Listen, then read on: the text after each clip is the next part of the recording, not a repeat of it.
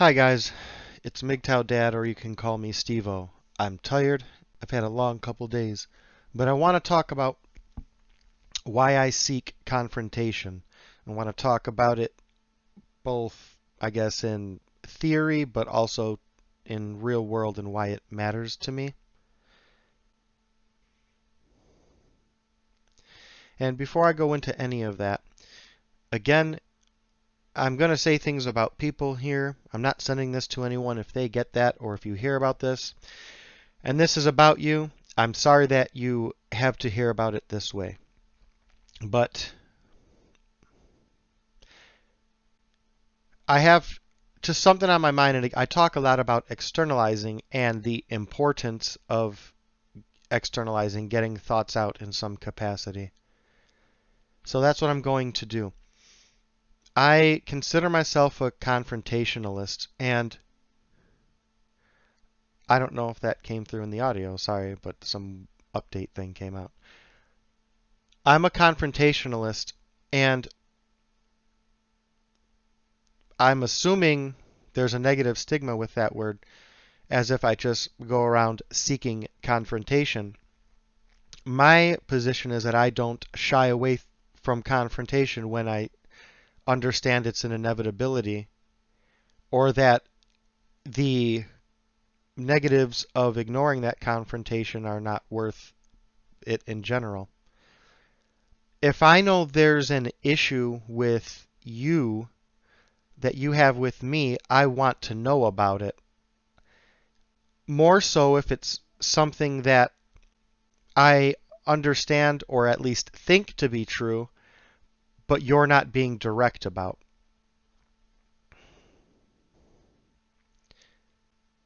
And I don't want to beat around it, so I want to just get this part off and I'll worry about editing later. My brother and I are, again,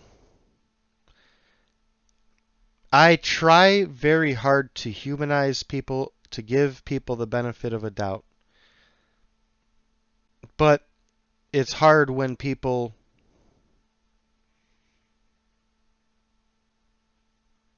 take every opportunity and seem to just do the opposite or lie or something. And so my brother and I are somewhat estranged, and he claims to be wanting to make amends. And he moves and has a housewarming party.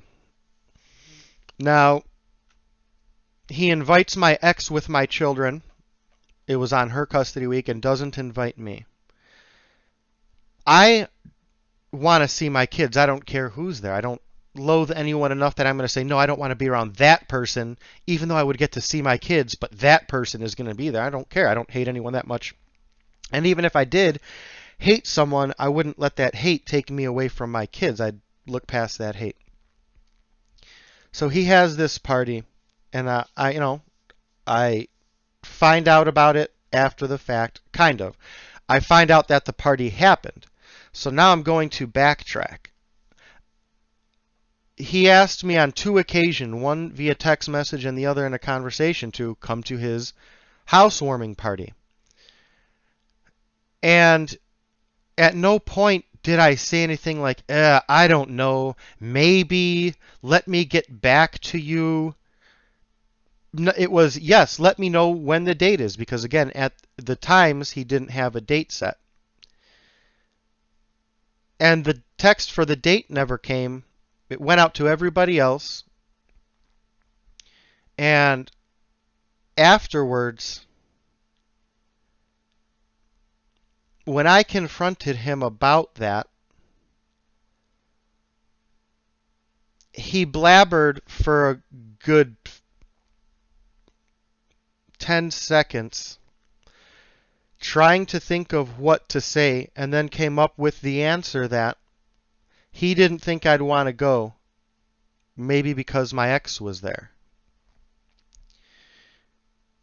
And at the time, I left it because, again, the confrontation I seek is not dramatics or ego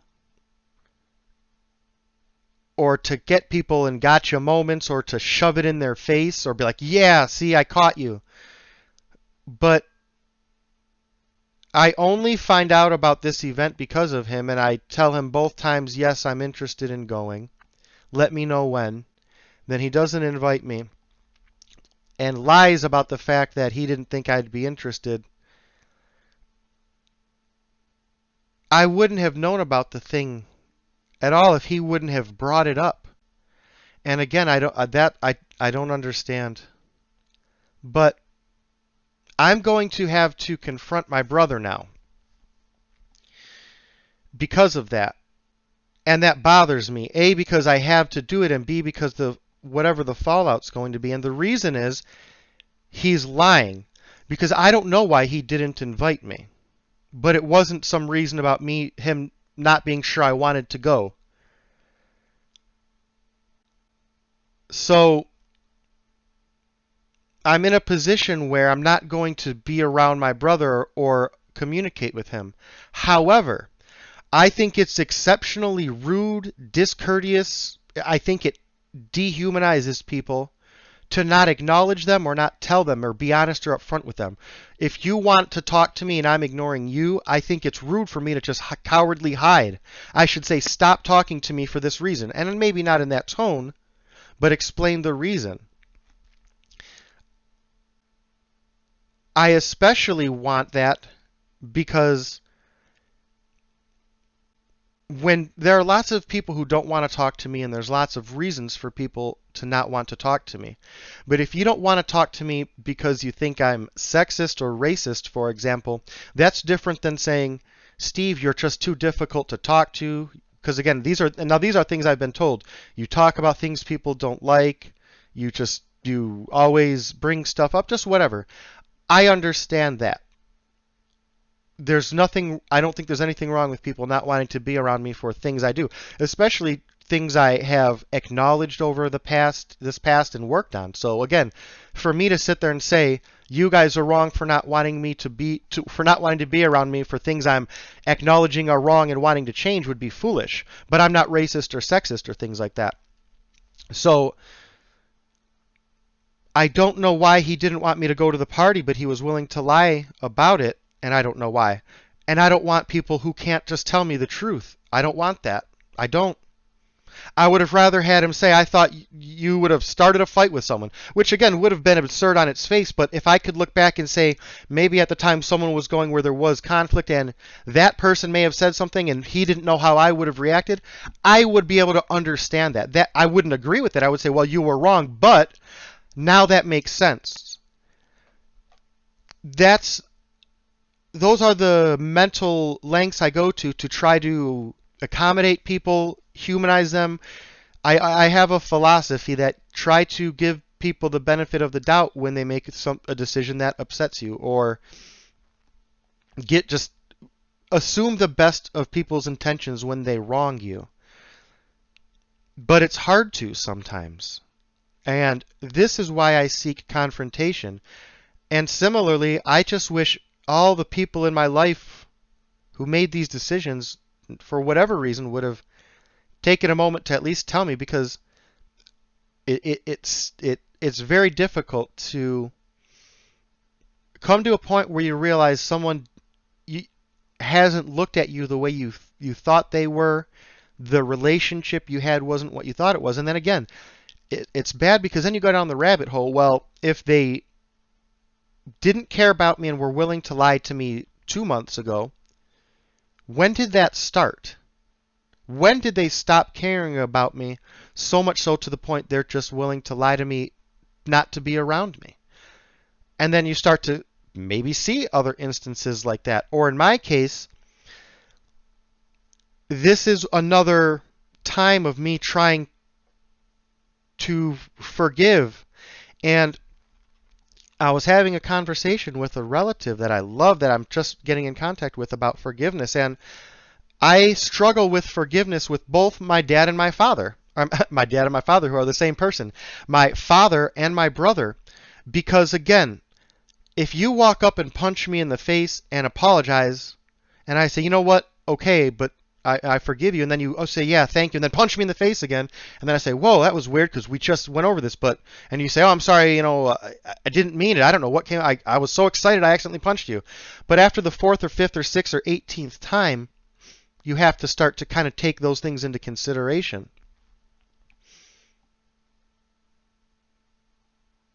I don't know. I was not looking forward to this for the holidays, and it's just I don't know when I'm going to do it because I'm not. These are the predicaments I get in. It's difficult for me to be fake around people, and if I see my brother at Christmas, I'm not going to start anything or do anything, but I am incredibly uncomfortable because he's going to smile at me, ask how my kids are, ask how I've been, knowing again he goes out of his way to not have me at places with him because it, it's two-faced, it's deceitful. It reminds me very much of my dad growing up.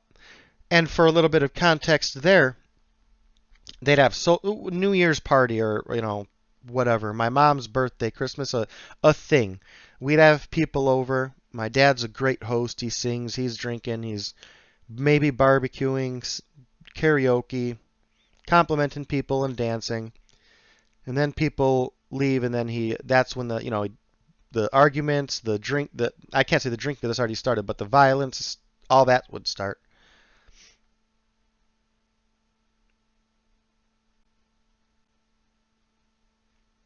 So presenting that outward face to people and then hypocritically doing the opposite,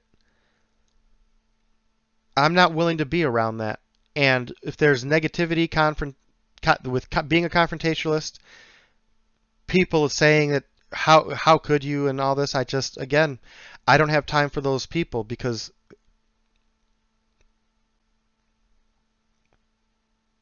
man, I wish I had people to talk to and didn't have to talk to this stupid webcam all the time. With that aside, I hope everything's going well with you. You're taking care of yourselves, the ones you love. I am going to go start making some phone calls and then get ready to pick the kids up. I hope you have a happy holiday. Take care and go easy.